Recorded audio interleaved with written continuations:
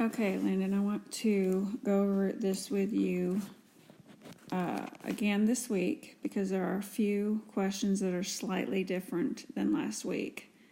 We got a new layer to add. So this is on your Algebra 2 homework, and you'll remember the zero product property.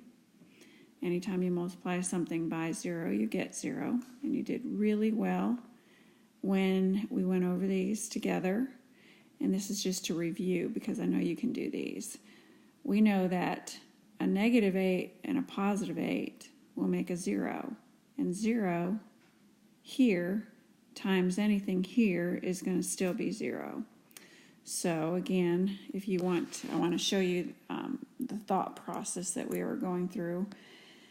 So we'll set x plus 8 equal to 0. We'll subtract 8 from both sides, just like solving a little equation here. And we get x is equal to -8. In our heads, we can figure out that this is going to equal -3. But if we couldn't do it in our heads, we'd write it out like this.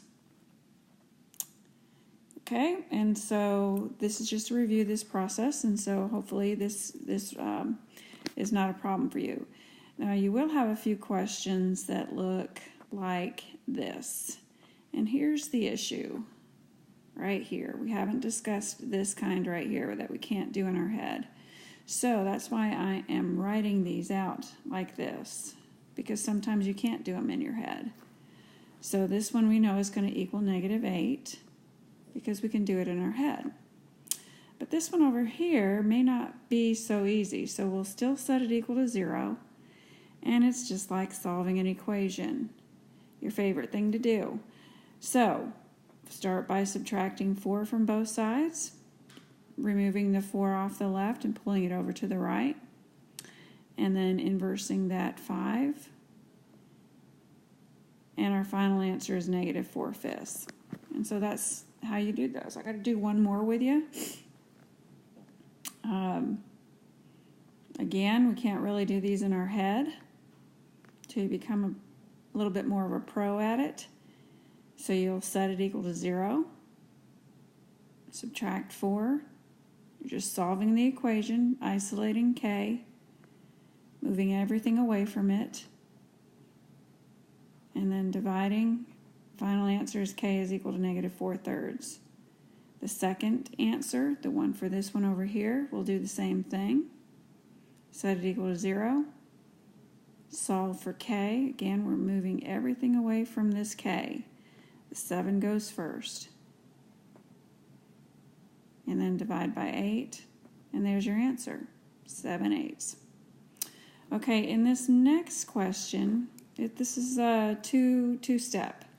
You'll notice that we don't have our parentheses here. But you have gotten pretty good at factoring.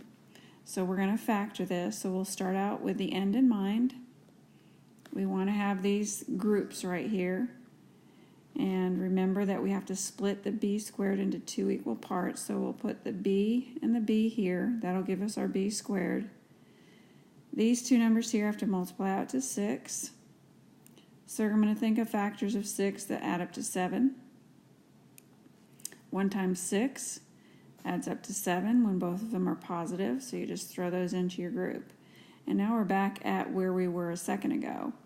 The zero product property states if you multiply two things together and your answer is 0, you had to multiply by 0. Something times 0 equals 0. So one of these pieces has to equal 0. This b would equal -6. This b is going to equal -1. Again, because -6 plus 6 makes that a 0, and 0 times anything here is going to equal 0. Okay, one more. Again, we'll begin with the end in mind. Split that p squared up. We're looking for factors of 24 that will add up to 10. There's 6 and 4, both positive.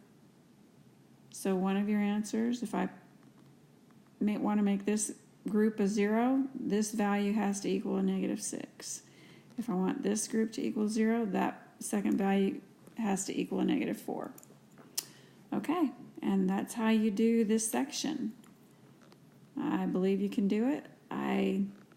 You've gotten really good at factoring these types of questions, so hopefully this video has helped you.